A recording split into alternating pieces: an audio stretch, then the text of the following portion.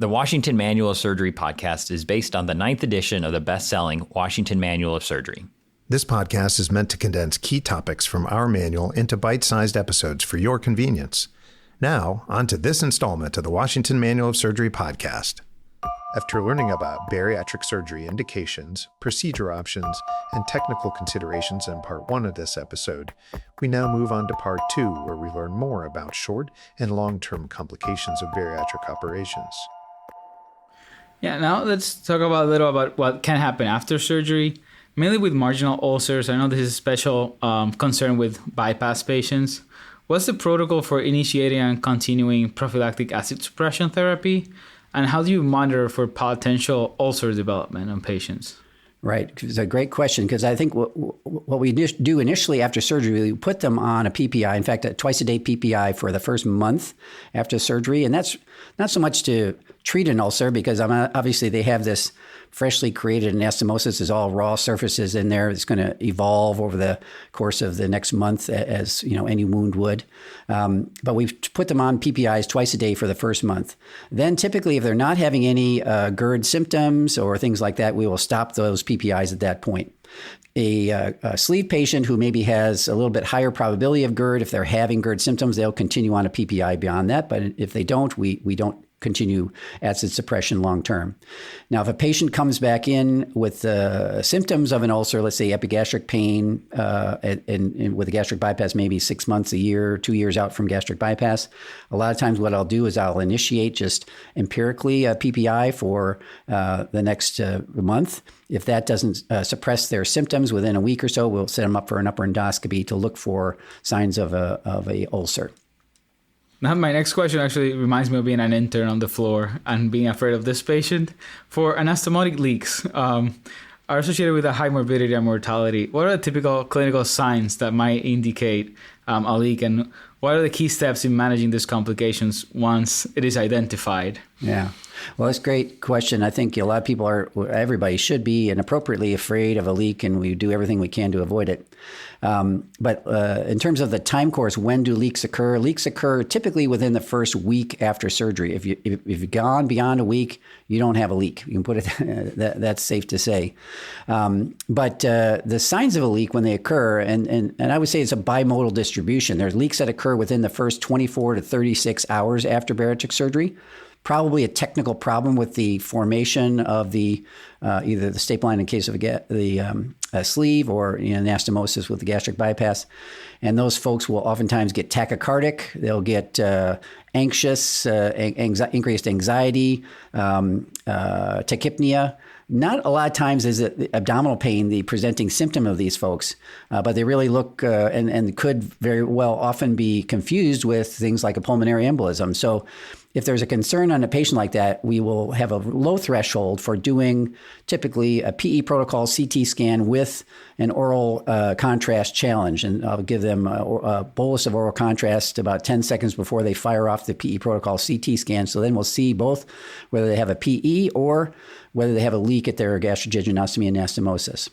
The second mode of the bimodal distribution in terms of timing for a leak is around 5 to 7 days after surgery. These typically are patients who have already gone home. They maybe were doing great. They were drinking their liquids, having no trouble whatsoever. And then they start having problems again at home with tachycardia, tachypnea, shortness of breath, chest pain even, sometimes abdominal pain, but not always. And again, typically if they're calling you on the phone, you're getting them into the emergency room for an evaluation, getting a CT scan most frequently. Those leaks are less likely to require surgical intervention. Oftentimes it can be diagnosed as maybe an extraluminal air pocket or a small fluid collection. Can often be treated with NPO, TPN, antibiotics, and observation to make sure that they're responding to that, sometimes with VIR drains. These second mode of the bimodal distribution folks, typically you should be bringing them into the hospital for a close observation. Again, if they don't respond in terms of their vital signs situation, those folks sometimes need surgical intervention, washout. Typically, you can't surgically repair them very well because the repair is going to break down. What you want to do in those circumstances is to put a G-tube in their distal stomach and widely drain the leaked area. Make them NPO. You can feed them through the G-tube ultimately, but you want to decrease the luminal content passing by the leaking area to try to treat that leak. Now we'll move on to the later on things we can see on those patients. We know that with rapid weight loss, the risk of having gallstone formation increases quite a bit. What preventive measures are recommended for patients undergoing weight loss surgery to mitigate the risk? And why has concomitant cholecystectomy fallen out of favor? Yeah. So there was a randomized trial back in the 90s in the open gastric bypass era, but pretty well done multi-center trial looking at the incidence of new gallstones. So everybody had a gastric bypass and ultrasound preoperatively, make sure they didn't have stones. And then they were randomized to either placebo or varying dosage of Actigol or ursodeoxycholic acid. And at 6 months, everybody got an ultrasound. And in the control group, about 35% of patients who didn't have gallstones prior to their gastric bypass surgery had gallstones at 6 months. So the rapid weight loss that occurs with bariatric surgery is lithogenic in the bile at the gallbladder and highly likely to form gallstones if you don't treat them with Actigol, which is a solubilizing agent. It turned out that the dosage of the Actigol didn't really matter. So right now it's like 250 milligrams or 300 milligrams BID of Actigol. If you take that for that 6-month time period after your gastric bypass surgery or sleeve surgery, and now will reduce your incidence of gallstones to less than 5%. So that's how we manage or prevent gallstone formation in the rapid weight loss. And now you asked about whether this is different than what was done before. In the open gastric bypass era, some surgeons routinely took everybody's gallbladder out. What I used to do was to feel the gallbladder. If they had stones, I took it out. If they didn't, I didn't. But taking gallbladder out open wasn't trivial, but it wasn't real. It didn't add a lot of time to the operative length. In the laparoscopic era, doing a lap gastric bypass and then doing a lap chole is not a real easy lap chole, oftentimes a very difficult lap chole. And so it adds a lot more time and potential risk to the procedure. So really people gotten away from prophylactic cholecystectomy in the laparoscopic era. Oh, yeah, that makes sense. The port placement is pretty different from one surgery to the other. Yeah, the port placement is different. The liver is really heavy. You don't have the same capability of retracting the liver as you would in an open case. Other later complications, could you explain the difference between early and late dumping syndrome and what dietary and medical interventions can be employed to help patients manage these symptoms? Yeah, this is a really good, important thing for both patients and physicians to understand. Dumping syndrome occurs when patients eat or drink highly concentrated sugars after surgery, and those sugars enter the small bowel more rapidly than they would if you had an intact stomach. And then that results in an early dumping phenomenon, which is basically an osmotic movement of fluid from the vascular space into the lumen of the bowel and creating basically a period of hypovolemia and all the symptoms that go along with that. So sweating, palpitations, transient hypotension or orthostatic hypotension, feeling faint. The patients feel they need to lay down. You look at them, they look pretty ill, like they had their blood volume has gone down. That lasts for maybe half hour or 45 minutes, and they kind of recover. There's usually not a low blood sugar. If anything, or maybe a high blood sugar that might be recorded during the period of the early dumping syndrome. Late dumping, some of the similar symptoms are very similar, but it's really different physiological phenomena. It's essentially reactive hypoglycemia. In a patient who's had a big sugar bolus into their gut, they have this initial high peak in their blood sugar, and then about 2 to 4 hours after that peak, you'll see a rebound of the blood sugar down to below normal levels. So they'll end up having low blood sugars, 50, 55, 45. And symptoms from that are the symptoms you expect from hypoglycemia, so tachycardia, diaphoresis, and typically that will respond to ingestion of nutrients. Now, sometimes we'll give these folks glucose tablets and sugar and regular soda and things like that, which does rectify the problem in the short term. But unfortunately, they go onto a roller coaster ride the rest of the day where the sugar is spiking up and then reacting and going down. So we really promote the use of more complex carbohydrate substances, milk, protein shakes, graham crackers, not the use of glucose tablets and gels to treat late dumping after gastric bypass surgery. Another complication that you actually touched on a little before is the nutritional deficiencies after surgery. What are the most common ones seen postoperatively, and how do you monitor and treat these deficiencies to prevent long-term complications? So the most common long-term complication from gastric bypass surgery of any type is actually iron deficiency anemia amongst menstruating women. And since about 80%, 75 to 80% of the patients are women, a lot of them are premenopausal, that's really something you really have to dwell on and make sure the patients are aware of the fact that they are going to be susceptible to iron deficiency anemia and need to be on supplemental iron. Many of them can be managed with oral iron supplementation. Sometimes that either they can't tolerate that because of constipation issues or they're not absorbing enough of that. And so if you're checking their labs every year, you find out their ferritin is down to 5 and they're anemic. Sometimes you have to refer them in for iron infusions. The second most common one to think about is vitamin B12 deficiency. Again, both sleeve and bypass patients are susceptible to that. They need to be on 500 micrograms of crystalline vitamin B12 supplementation. A lot of different ways of getting that. You can use oral tablets, liquid oral agents. Also, there's some nasal spray B12 supplementation, and even once a month B12 shots are all ways to supplement the B12. Some of the less common, but sometimes more worrisome types of things are folate deficiency, thiamine deficiency. This is particularly an issue for patients that are vomiting frequently and repeatedly over a prolonged period of time. These vitamins are easily soluble and absorbable in general, but if patients are vomiting a lot and they're not taking their vitamins, that's when you really can run into trouble, and they can run into neurological sequelae from those deficiencies. So if a person is vomiting frequently and they come in with any kind of neurological symptoms, that's why you really got to get these folks on IV multivitamin, IV thiamine supplementation immediately to try to prevent any kind of progression of neurological sequelae from vitamin deficiencies. Then there are some more infrequent esoteric things like zinc and copper and vitamin C, et cetera, that can go low, again, in patients who are having poor vitamin supplementation over the course of time.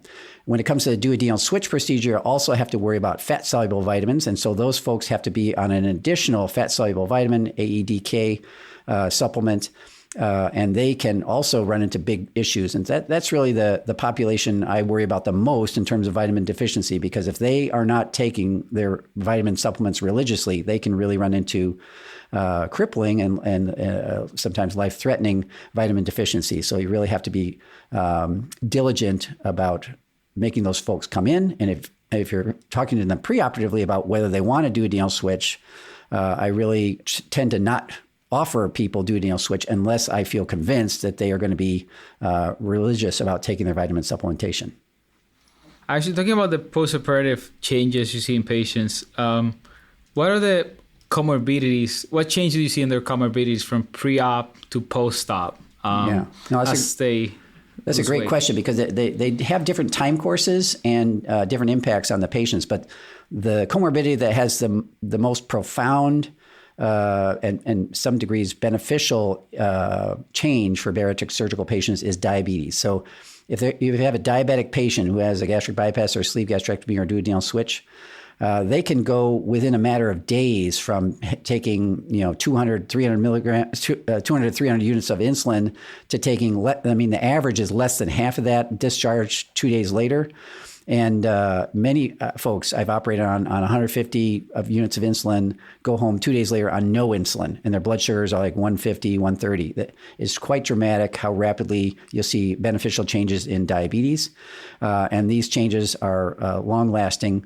And the probability of coming off your diabetes medications is greater if you've been diabetic for just a short period of time. So it's kind of a advertisement or poster for people. If you've just recently become diabetic and you're morbidly obese, you should really, that's when I think the biggest bang for your buck is in terms of doing a bariatric operation to get them off their medications, really get their hemoglobin A1C back down to normal and have it stay there the rest of their life.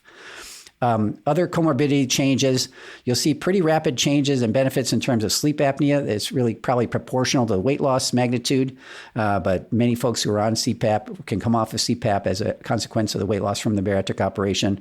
Hypertension is a little bit slower to change, but folks, let's say that if they're on 4 different hypertension medications, it's not infrequent at all for that they drop down to 2 medications or sometimes even off of everything. Those are some of the kind of the big 3, and you also see beneficial changes in terms of their hypercholesterolemia, hypertriglyceridemia especially.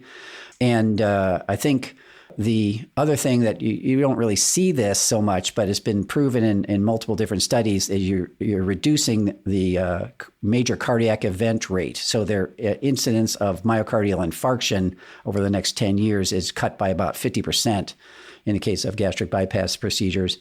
And stroke risk is cut down by about a third relative to patients who don't have surgery and don't have effective weight loss management. Wow. Yeah. Talking about what happens later on, what causes the main suboptimal weight loss post-surgery? What strategies do you give the patients to like modify their diet again or their lifestyle? And how often do you recommend they follow up to reinforce those habits? Right. Well, yeah, I think we don't know anything significant in terms of how to predict who's going to be a good weight loss loser and who's not going to be a good weight loss loser. There's a lot of variability in that.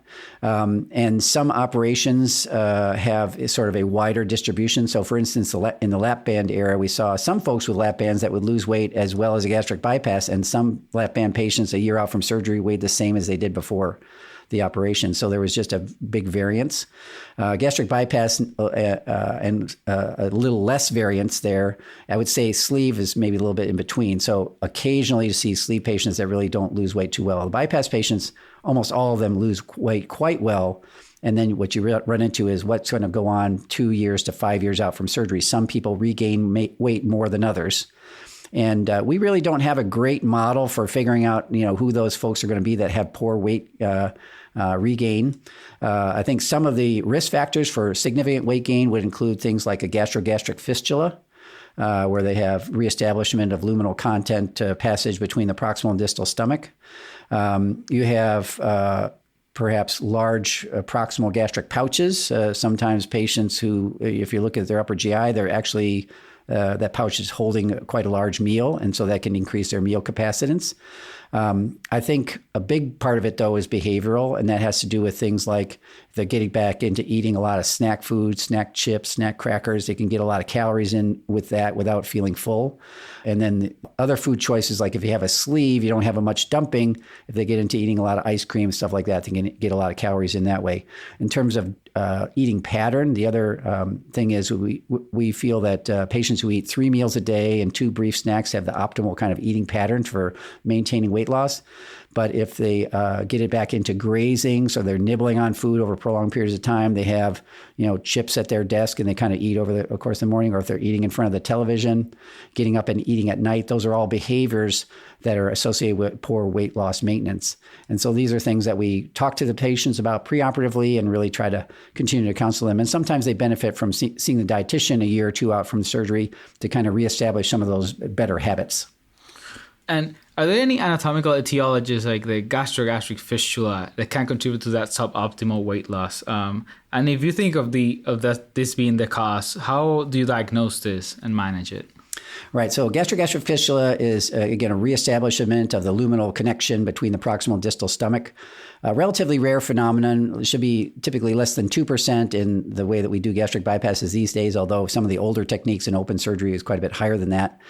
The best way to diagnose that is with a barium swallow, and you'll see the oral contrast going into the distal stomach quite readily. It sometimes is picked up on an upper endoscopy, although I think the upper endoscopy can sometimes miss that because that hole can be quite small. Sometimes on a CT scan, you'll see orally ingested content going into the distal stomach, or a large air fluid level in the distal stomach, which would be relatively rare in the absence of a gastrogastric fistula. It's not 100% diagnostic because sometimes luminal content can reflux back up the duodenum to the distal stomach, but that's another sign that you might have a gastrogastric fistula. As I mentioned before, I think sometimes large proximal gastric pouch could be associated with weight regain.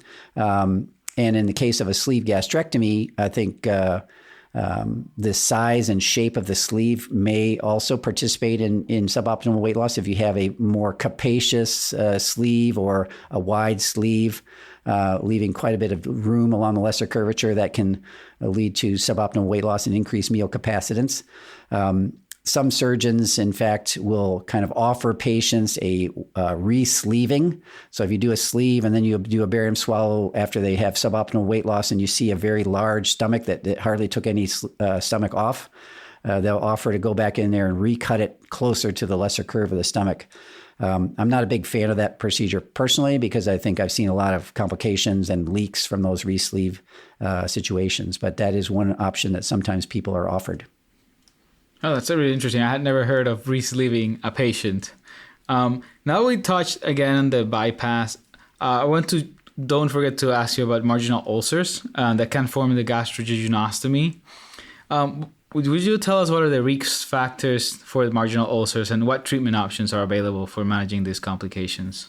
Yeah, so marginal ulcers occur in probably around 15 to 20% of gastric bypass patients at some point or other during the course of their lifespan after gastric bypass. The risk factors I guess the biggest ones are nicotine consumption, cigarette smoking, chewing tobacco, and then the second one is NSAID use. Most patients with marginal ulcers have one or the other of those, although not all of them. But if they don't have cigarette smoking and NSAID use, I feel like it's fairly high probability that these ulcers will heal. And our typical management of these is with PPI. And then if it's a big ulcer or a persistent ulcer, we put them on twice a day PPI plus 4 times a day Carafate. To try to manage that. Now, the other risk factor for the development of ulcer is gastric fistula, because we think acid from the distal stomach is coming up into the proximal stomach and bathing the gastrojejunostomy and increasing ulcer risk. The other one is a large proximal gastric pouch. Again, if there's more parietal cells in that proximal pouch, there's going to be more acid production, more risk of ulcer at a Roux-en-Y gastrojejunostomy. Thank you, Dr. Eagon, so much for being with us today. We got through a ton of great information about the bariatric surgery. As always, if you are looking to learn more, you can check out some of the literature we referenced in today's episode in the show notes, and a full review of bariatric surgery can be found in the Washington Manual of Surgery. Well, thanks very much, Diego. It's been a great experience. I really enjoyed it, and I look forward to working with all the residents in the operating room and on the wards. We are Drs. Paul Wise and Jeff Blatnick, senior editors of the Washington Manual of Surgery.